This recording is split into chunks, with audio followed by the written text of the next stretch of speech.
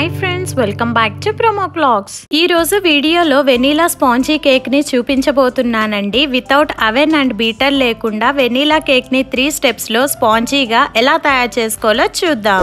First time మీరు మా channel చూస్తున్నట్లయితే సబ్స్క్రైబ్ చేసి మమ్మల్ని సపోర్ట్ చేయండి. ఒక మిక్సర్ జార్ తీసుకొని అందులోకి అరకప్పు చక్కెరని వేసుకొని ఫైన్ పౌడర్ గా గ్రైండ్ చేసుకోవాలి. ఇలా షుగర్ పౌడర్ తయారు చేసుకున్న తర్వాత ఇందులోకి అరకప్పు పెరుగును వేసుకోవాలి. ఇక్కడ నేను ఎగ్లెస్ చేస్తున్నాను కాబట్టి పెరుగును వేస్తున్నానండి. అదే మీరు ఎగ్స్ తో చేసుకోవాలి అంటే పెరుగు ప్లేస్ లో 2 ఎగ్స్ ని వేసుకుంటే సరిపోతుంది. ఇప్పుడు ఇందులోకి 1/2 కప్పు సన్ఫ్లవర్ ఆయిల్ ని వేసుకుంటున్నానండి. మీరు ఇక్కడ వేరుశనగ నూనె కాకుండా ఏ ఆయిల్ అయినా వేసుకోవచ్చు. వీటన్నిటిని మధ్య మధ్యలో ఆపుకుంటూ బ్లెండ్ చేసుకోవాలి. ఇలా స్మూత్ గా క్రీమీ టెక్స్చర్ రావాలండి. ఇప్పుడు దీన్ని ఒక మిక్సింగ్ బౌల్ లోకి తీసుకుందాం. అలాగే 1 కప్పు మైదా, 1 teaspoon baking powder, 1/2 teaspoon baking soda, 1/2 teaspoon vanilla essence వేసుకోవాలి. వెనీలా ఎసెన్స్ ప్లేస్ లో మీకు నచ్చిన ఏ ఎసెన్స్ అయినా వేసుకోవచ్చండి. ఇక్కడ మనము వెనీలా కేక్ చేస్తున్నాం కాబట్టి వెనీలా ఎసెన్స్ వేస్తున్నాను. వీటిని ఇప్పుడు స్పాచులాతో కట్ అండ్ ఫోల్డ్ మెథడ్ లో ఇక్కడ చూపిస్తున్న విధంగా మిక్స్ చేసుకోవాలి. అదే విస్కర్ తో అయితే సర్కులర్ డైరెక్షన్ లో మిక్స్ చేసుకుంటే సరిపోతుంది.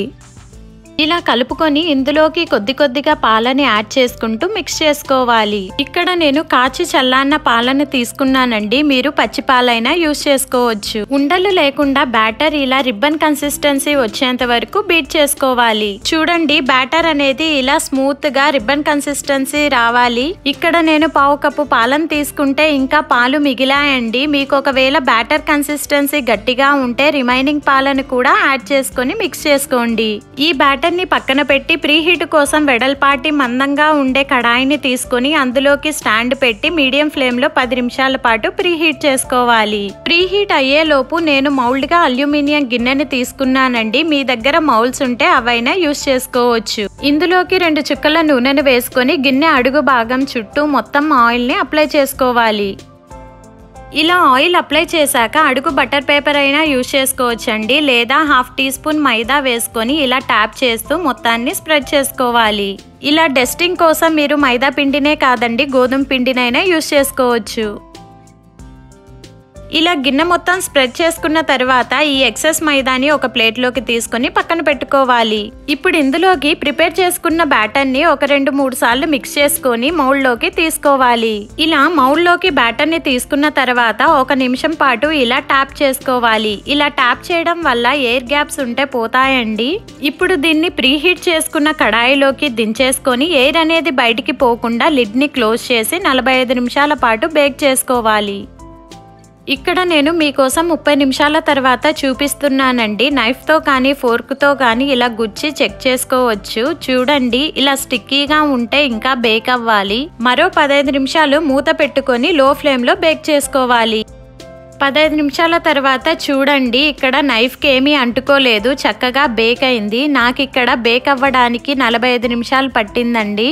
దీన్ని ఇప్పుడే డీమోల్డ్ చేయకండి, పూర్తిగా చల్లారిన తర్వాతే డీమోల్డ్ చేసుకోవాలి. ఇలా పూర్తిగా చల్లారిన తర్వాత ఎడ్జెస్ ని నైఫ్ తో ఒకసారి స్క్రాప్ చేసుకోవాలి. ఆ తర్వాత దాని మీద ప్లేట్ పెట్టుకొని బౌల్లో ఎంచుకొని ఒక 2 సార్లు ట్యాప్ చేస్తే డీమౌల్డ్ అవుతుంది. చూడండి, అడుగు ఏమీ అంటుకోలేదు, చాలా స్పాంజీగా ఉంది. ఇంతేనండి, బీటర్ లేకుండా అవెన్ లేకుండా మిక్సర్ జార్ లోనే స్పాంజీ వెనీలా కేక్ రెడీ అయిపోయింది. మీరు ఈ స్పాంజీ కేక్ ని ఇలా అయినా తినేయొచ్చు, లేదా చాక్లెట్ సిరప్ లో డిప్ చేసుకొని అయినా తినేయొచ్చు. ఈ బేసిక్ స్పాంజీ కేక్ ని చేసుకుంటే ఎన్నో రకాల వెరైటీస్ ఆఫ్ కేక్స్ ని మనకు నచ్చినట్లు డెకరేట్ చేసుకుని స్పెషల్ అకేషన్స్ లో సెలబ్రేట్ చేసుకోవచ్చు. ఈ వెనీలా స్పాంజీ కేక్ ని మీరు ట్రై చేయండి. మీకు ఎలా కుదిరిందో కామెంట్ చేయండి. ఈ వీడియో మీకు నచ్చినట్లయితే మీ ఫ్యామిలీ అండ్ ఫ్రెండ్స్ కి షేర్ చేయండి. ఇలాంటి సింపుల్ అండ్ టేస్టీ రెసిపీస్ కోసం ప్రొమో క్లాక్స్ ఛానల్ ని సబ్స్క్రైబ్ చేసుకోవడం మర్చిపోకండి.